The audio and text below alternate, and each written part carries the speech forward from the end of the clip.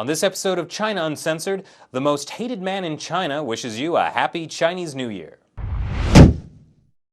Hi, welcome to China Uncensored. I'm your host, Chris Chappell. We've all been there. You put yourself out there and for all your trouble, you just get knocked down. Like when you give a girl a Valentine's Day card and she rips it in half right in front of your face. That's happened to everyone, not just me, right? Right? So that's why I can relate to this guy. He posted a friendly Chinese New Year's greeting on his Sina Weibo account. It's kind of like Twitter. Fang Bang Xin sends everyone New Year's greetings. May all be joyful and successful in the year of the snake. And how did people respond? Go to hell. Poor Fang was bombarded by people telling him to go to hell or even worse. That post was forwarded over 20,000 times, all with such horrible waves of negativity. And you know, Fang and I, we're alike in so many ways. We both have a whole lot of love to give. But I guess the way we're different is I didn't create the world's most comprehensive internet censorship software that's been used to suppress and terrorize netizens and rights activists for over a decade.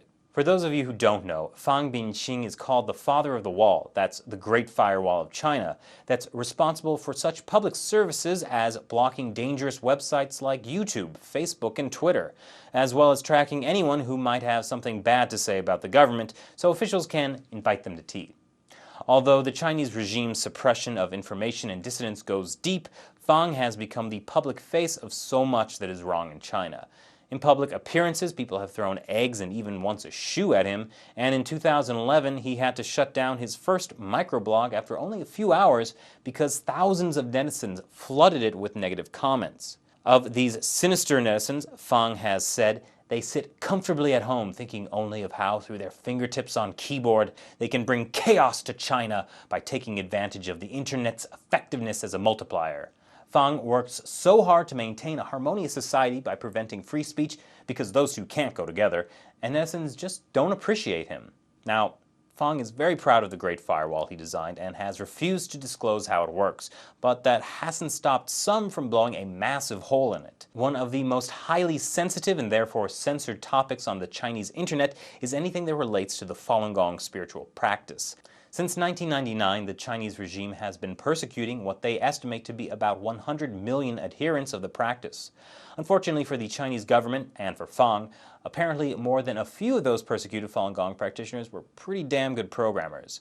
They developed the go-to software for breaking through the Great Firewall that everyone uses, and then, in 2006, they formed the Global Internet Freedom Consortium and gave the software to people in repressive regimes around the world. Remember the massive 2009 protests in Iran? Guess whose software they used to break through Iranian internet security protocols? So, if people keep poking holes in Fang's Great Firewall, you know, I think it might just be a happy year of the snake after all. Thanks for watching this episode of China Uncensored. I'm Chris Chappell. See you next time.